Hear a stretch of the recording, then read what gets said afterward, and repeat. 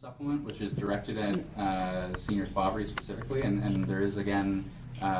But is that weighted when you take that large amount of money? So it's means tested.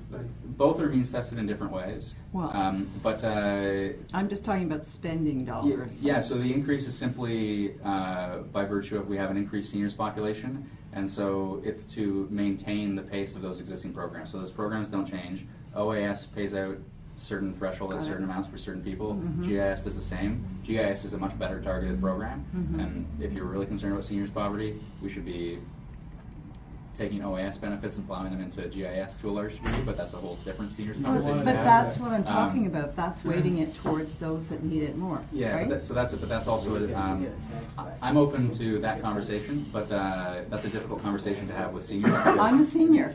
Yeah, but I'll tell you, it's difficult to anyone who's receiving a benefit.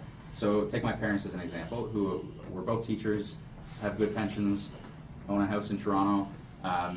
They're going to receive an old age security benefit, certainly, although it gets clawed back to some extent. Yes. It's not 100% clawed back though. So if you make $100,000 as a senior, you're still getting a benefit. Yeah. So there is an open question as to whether that is fair and whether that money should go to that senior or it should go to GIS. As I met with Kevin Page, who was the former Parliamentary Budget Office, as luck would have it, the day before the budget was tabled. And we talked about this a little bit, and he made a good point, which is if you're ever going to have that conversation, you probably want to do it in the future. So you might say, we're going to make this decision, but it's going to affect people 10 years or 20 years from now, because there are a lot of seniors who have been working who might have mentally relied upon receiving those benefits, and you don't want to be cutting them off at the knees and saying, oh, we're changing it next year. So I think if you're going to credibly have a long-term conversation, which is I think an important one to have, especially with the stress on federal finances with the growing seniors population, I think you have to be very long-term about those conversations. I think would be a fair way of putting it. You don't get GIC if you are making $100,000. You don't get it. No, Only old age $500. No, that's what he said. Yeah, that's what I said. Yeah. Okay. You have to be making less than 16,000 to Exactly, get exactly. the GIC. GIS, yeah, exactly. So your parents are getting still more than GIC? What's that? Your parents are getting GIC? No. I said old age security. Old age No, fine, you're okay. They earned it. That's okay.